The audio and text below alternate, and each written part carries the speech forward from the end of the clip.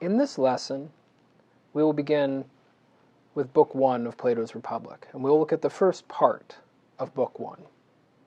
I want to say right now that the Republic is a long and complex book, and this is an introductory course, so I won't be able to go into all the details of the book, however fascinating they might be. I'll have to be selective. My hope is that I will show you enough to give you a grasp of the book and to inspire you to return to it on your own when the course is done. In this lesson, we're going to look at 3 parts of Book 1. The very beginning, the introductory part in the Piraeus, then Socrates' conversation with Cephalus, and finally Socrates' conversation with Cephalus' son, Polemarchus. And in the supporting materials for this class, you'll find not only the syllabus with required and recommended readings, but you will also find some handouts that I've supplied to help you in your reading of the Republic. And one of those is an outline of the book as a whole. And I will be following that outline in my lecture, so I encourage you to consult that outline frequently, both to situate where we are within the context of the Republic as a whole, and also so that you can find the page ranges in the book for the various sections that I'll be talking about. So to begin with, the opening in the Piraeus. As I said in the first lesson, the book begins with Socrates telling a story. We don't know who he's talking to, but he says, "Yesterday I went down to the Piraeus with Glaucon, the son of Ariston." The Piraeus, for those of you who don't know, is the port of Athens. It's a few miles away from the city center. It's down on the coast. In Plato's time and Socrates' time, the Piraeus was especially important because it's where the Athenian navy was. And the Athenian navy was the basis of the military power of the Athenian Empire. So it was the shipyards, it's where the sailors lived, it's also where most of the resident aliens and the merchants lived. And Socrates has gone down to the Piraeus with Glaucon. Glaucon, as I've mentioned before, was in real life Plato's brother, Plato's older brother. We don't know very much about him, although we do have a story about him from Xenophon, who was another friend of Socrates. And according to Xenophon, when Glaucon was quite young, around 20, he was very politically ambitious and dead set on speaking in the Athenian assembly. In other words, he wanted to try to become one of the main leaders of the city. And of course, he was young and quite inexperienced and headstrong, and all that he would have done was make a fool out of himself. And Xenophon tells us that Socrates, for Plato's sake, managed to talk Glaucon out of trying to speak in the assembly. This can be found in Xenophon's book, The Memorabilia. He basically convinces Glaucon that Glaucon knows very little about politics and really shouldn't speak up. So we have from an outside source that Glaucon was, at least when he was young, a politically ambitious individual. The Republic, the conversation of the Republic, seems to take place during that time. That's why some scholars have argued that, in a sense, Plato's Republic is Plato's version of the conversation that Socrates has with Glaucon that convinced him to abandon political ambition. And we'll investigate that position as we go along.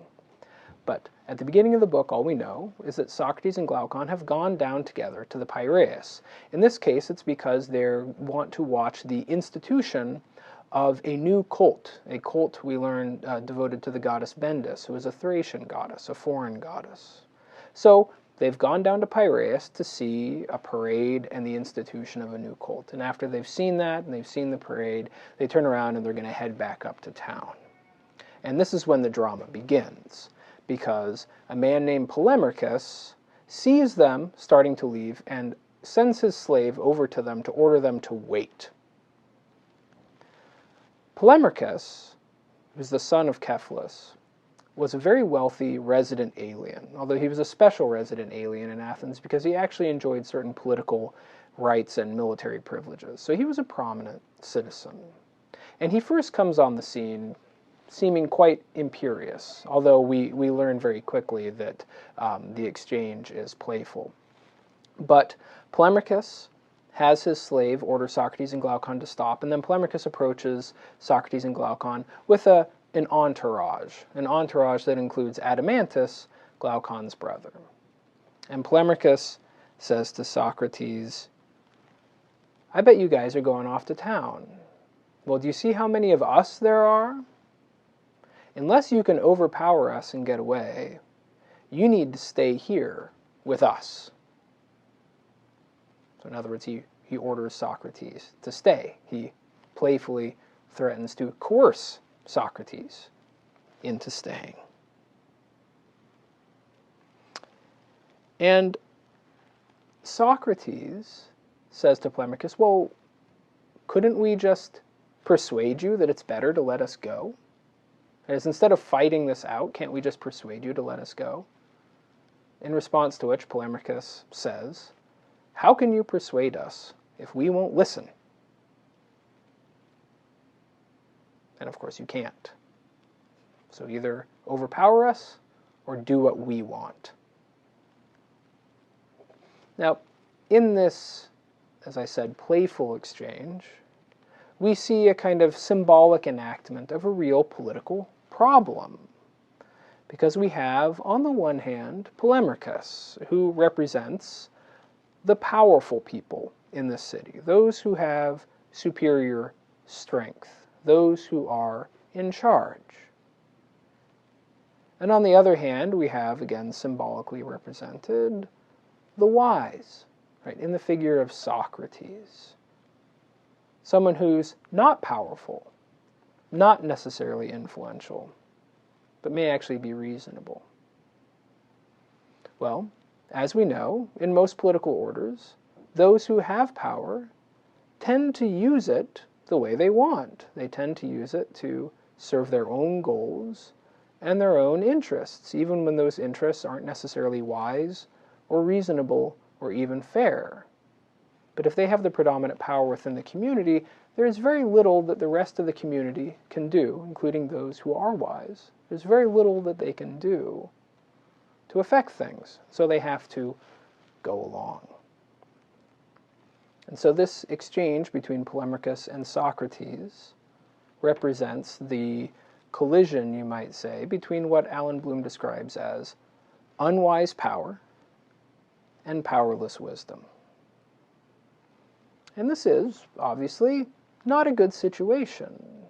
Ideally, we would want our political orders to be governed by people who, yes, are powerful, but who wish to use that power for wise or reasonable or at least fair ends. That's what we would like. But of course, this raises the question, is it possible to construct a political order where those who have the power either are themselves wise or are at least willing to listen to and hence be persuaded by the wise? And of course, as you can guess, it's precisely just such a political order that Socrates and his interlocutors will construct in speech in the course of the dialogue. At the beginning of the book, there's a different kind of resolution, right? When Polemarchus says, either overpower us or do what we say, Adeimantus intervenes a little bit and adds some incentives, as does Polemarchus. Adeimantus says, no, come on, stay around. There's going to be a very novel kind of horse race that you might enjoy watching. And then Polemarchus himself adds, yes, and Socrates, we can come back to my house, have dinner, and then we can go back out. There's going to be an all-night party, and there are going to be lots of young men there that you can talk to. Which shows, of course, that Polemarchus knows what Socrates likes to do. He likes to have conversations. And so, in this case, Socrates says, well, if it's so resolved, then that's what we must do. And they go off to Polemarchus's house. It's worth noting that the political allegory of the beginning is reflected even in that statement by Socrates, because the phrase that he uses, if it is so resolved, is the same phrase that the Athenian assembly would use when they made an official declaration, when they passed a law or a resolution. They'd say, it is resolved by the Athenians that. So in other words, Socrates says, well, if that's what the majority want to do, if that's the way the vote has gone, then that's what we must do. And they go off to Polemarchus's house. But you see, even at the beginning of the Republic, the relationship between political power and wisdom has been dramatized, and it will be picked up again quite soon. When they get to Polemarchus's house, they find a number of people already there, some of whom are named. Among these people there's Lysias, Polemarchus's brother, who in real life goes on to become a very famous orator. There's also a character that we'll be learning more about next time, named Thrasymachus. And Thrasymachus is what we call a sophist. That is to say, he was an itinerant teacher. He would go from town to town, and for a fee, he would offer to teach people, you might say, the art of success. Things that they need to know, and rhetorical techniques that they need to know in order to be politically and economically successful in their city. That's what a sophist was. Sophists were considered somewhat disreputable by a lot of traditional Greeks because they thought that really it was the job of elders, of fathers, and the elder statesmen to teach the young how to succeed, not these foreigners traveling around charging money in order to teach you a bunch of tricks for how to persuade people. But at the same time, the sophists got a lot of business. Now, as I said in the next lesson, we will see Thrasymachus's intervention into the conversation, but for now he's just named as being present. And the other person who's present that becomes important at the beginning is Cephalus, the elderly father of Polemarchus. Cephalus is, in fact, a symbol of traditional authority. He's old, he's a father, he's very rich, and he's quite pious. When we first see him, he's wearing a wreath because he's just performed a sacrifice in the courtyard. And when we last see him, he's leaving in order to go perform another sacrifice. So he is a symbol of tradition. He was in life a resident alien of Athens who was invited by Pericles, and he was one of the wealthiest men in the city. And he had a reputation for honesty. And he sees Socrates and he says, Socrates, you need to come around more often. Now that I'm too old to come up to town very easily, I stay here, and so you need to come to us. Because as I've gotten older and weaker, my favorite thing to do is to sit around and talk. The implication, of course, is when that's what you like to do, Socrates, so come talk with us more often. And Socrates somewhat bluntly says, that sounds good. Cephalus, I see that you're very old. So old, in fact, that you could die at any time. So, for those of us who may be old someday, can you tell us, is old age a hard time of life, or how do you find it? And with that, the conversation begins, and quite quickly shifts from the topic of old age to the topic of justice. When he's asked whether old age is a hard time of life, what Cephalus ultimately says is, well, Socrates, what really matters for happiness is good character. You need to be moderate, orderly, easily contented. If you have a good character, then you'll be happy. But a person who has bad character is going to be unhappy when he's old, and he's going to be unhappy when he's young, too. What you need is good character. And Socrates presses him a bit on this question, and gets Cephalus to admit, well, actually, having money, having some wealth is also pretty important for being happy. So good character isn't enough. You also need to have some wealth. And what he says is, a good man who's poor is going to have a hard time of things. But on the other hand, a very rich person who has bad character is never going to be happy. Not when he's young, not when he's old. So you need both good character and wealth. This is a very edifying way of speaking. Aristotle says something similar in the Ethics. But at this point, Socrates could take the question a few different ways. You could ask Cephalus, well, why do you need good character? Why do you need moderation, for example, in order to be happy? But instead he focuses on wealth, and he asks Cephalus, he says, Cephalus, what's the greatest good that you've enjoyed from your wealth? In other words, if wealth is necessary for happiness, why? What's so good about having wealth? Remember, this is the poor Socrates asking this question. And Cephalus gives a strange response.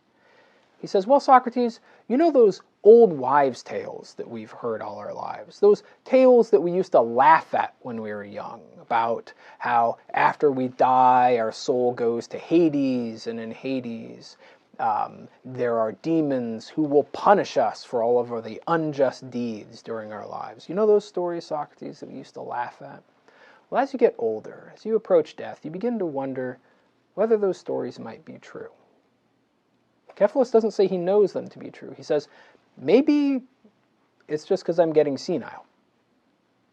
Or maybe it's because as we approach death, we begin to have a clearer view of these things. Maybe these stories are true. He says, Socrates, a person who has many unjust deeds and crimes on his conscience will wake up in terror in the middle of the night in anticipation of the horrors that await him after he dies.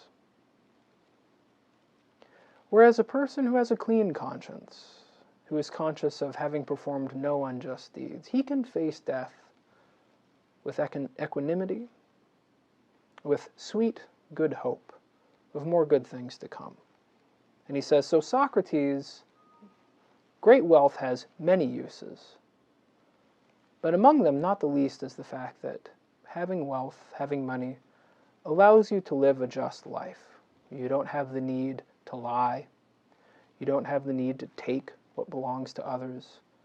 And you can approach death knowing that you have fulfilled all your debts to human beings, that you will die not owing anybody anything, and that you can fulfill all of your obligations to the gods as well. And in this way you can face death with good hope. Wealth has other uses, but for a sensible man, this is a great use of it. It allows you to live justly and die with hope. That's the response he gives Socrates. Now, as I mentioned, Cephalus doesn't say that he knows that there's an afterlife. Cephalus doesn't say that he knows we'll be rewarded for our justice and our injustice. It's a suspicion, and in fact, one that he rejected when he was younger. So Socrates, in response to what Cephalus says, could have pressed him a little bit more on that. Well, Cephalus, let's say there aren't these gods. What then? If we're not going to be punished for our unjust deeds, does that mean we should just live it up here and now, since this is all we've got? Or if there are these gods, how do we know? Right? He could have taken the conversation in that direction.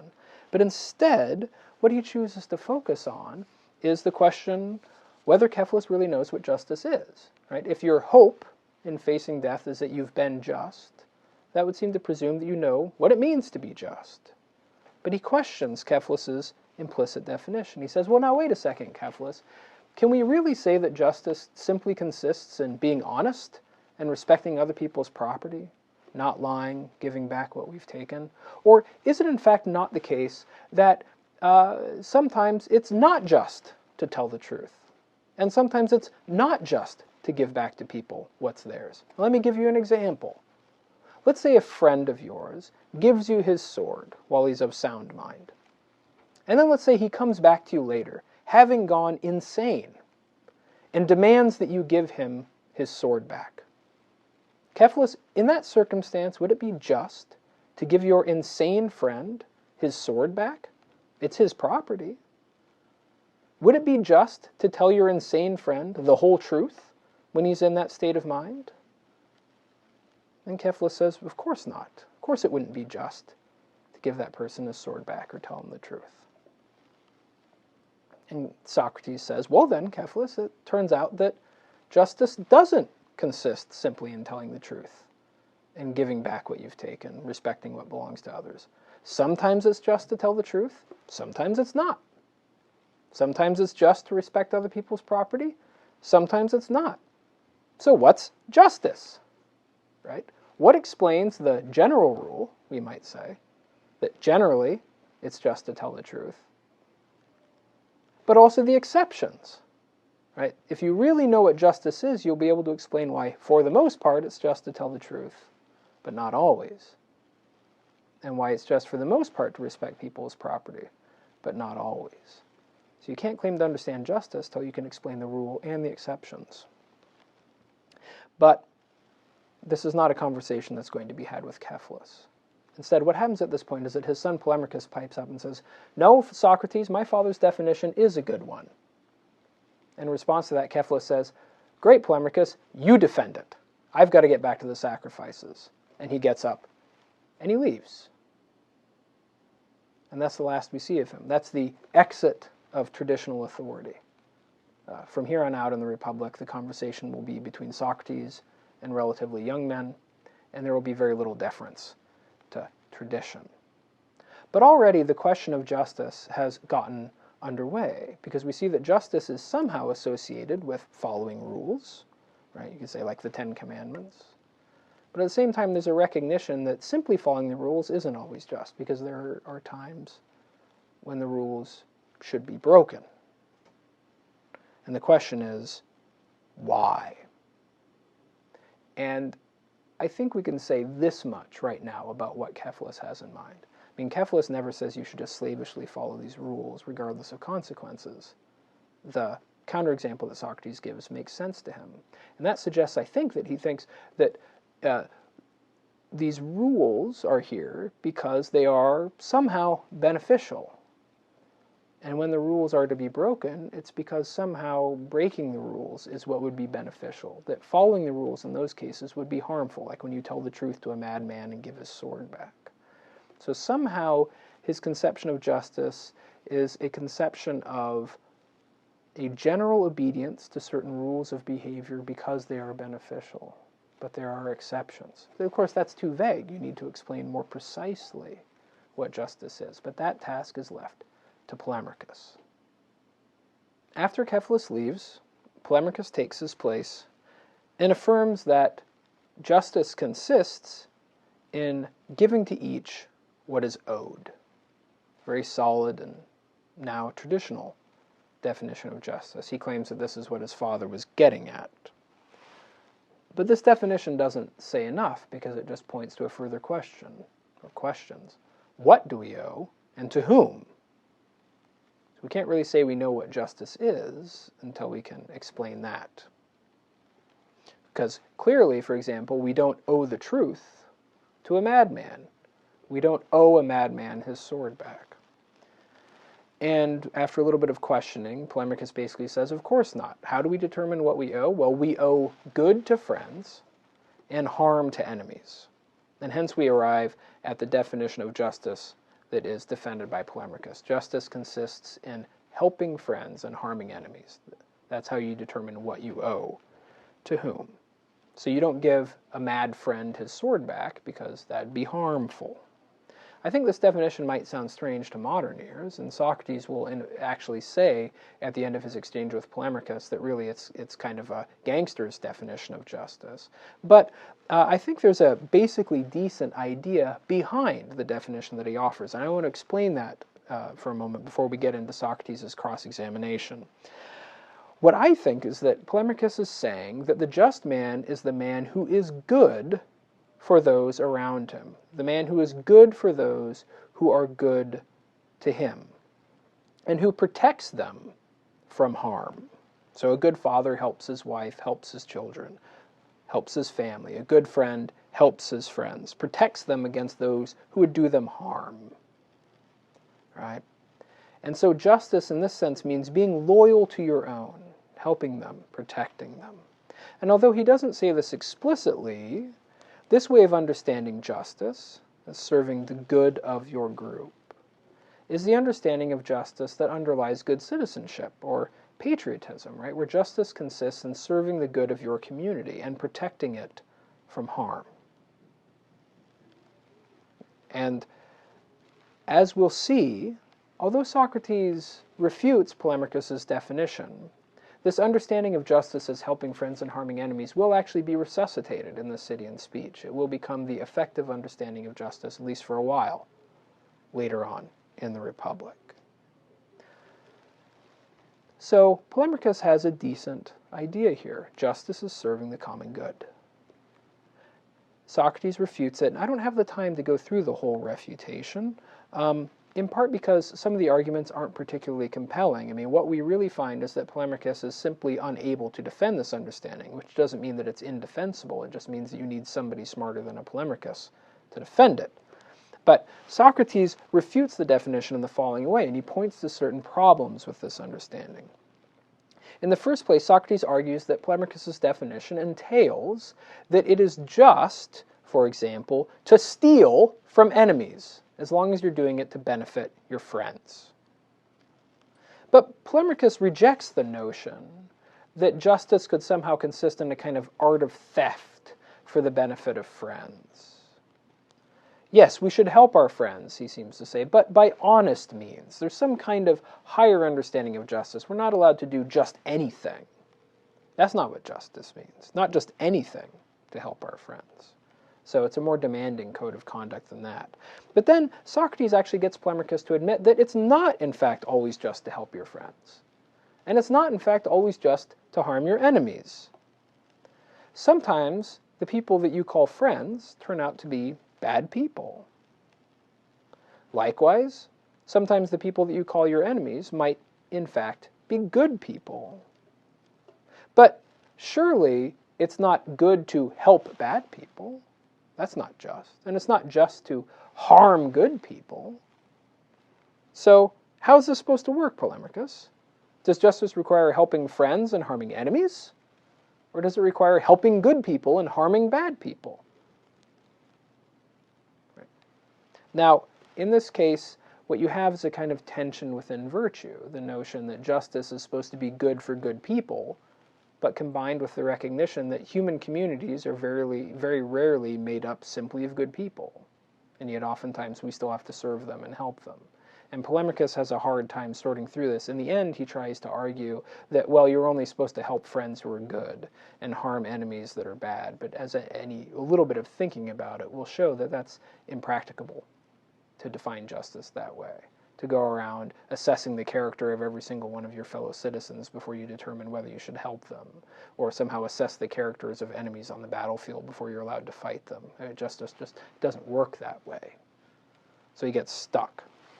But then finally, Socrates even takes it so far as to get Polemarchus to admit that it's never just to harm anyone.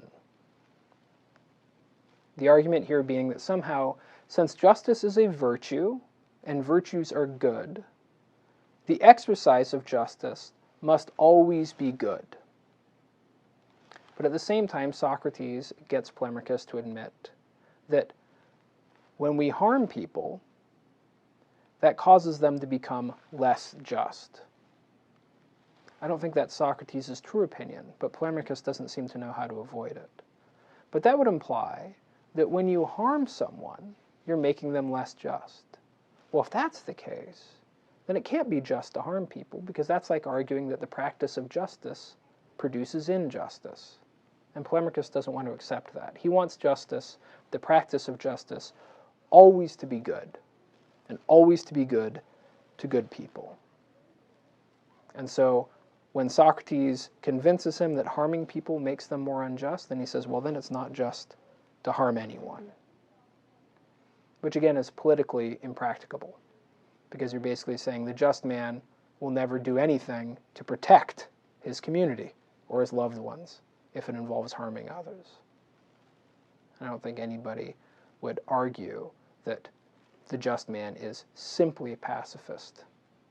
But that's the corner that Polemarchus ends up in, because he can't quite find a way to articulate the notion that justice is always good and always beneficial, and put that together with the infliction of harm and the service of mixed human communities.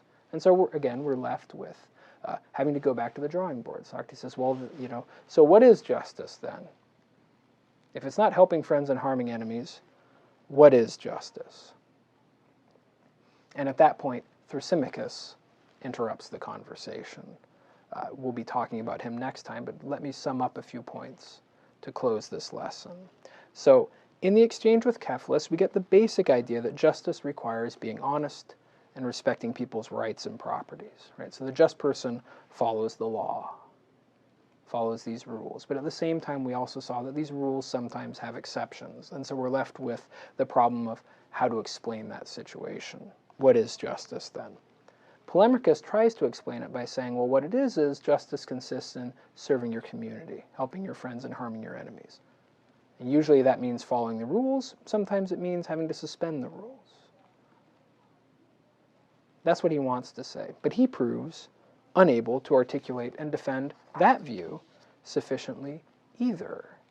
In part, it seems, because he's devoted to the notion that the practice of justice must always be beneficial to good people. But he doesn't know how to put that intuition together with any recognizable definition of justice. Right? So this conviction that justice benefits everyone makes it hard for him to defend his definition. And it is this conviction that justice benefits everyone that is the point of entry for Thrasymachus, because as we will see, Thrasymachus violently bursts in the conversation in order to deny precisely that claim. He will argue that being just is not a good thing, that a smart person is not just, that justice does not benefit smart people, that smart people pursue their own interests however they can, and that means breaking the rules whenever they can and whenever it's beneficial to them, because justice is for suckers. If you really want to be happy, you don't follow the rules, you break them, and ideally, you make yourself the person who makes the rules, so you can force everybody else to do what you want. Ideally, if you're smart and you want to be happy, you need to be a tyrant. That's the way to live. And that's the claim that we'll look at in the next lesson.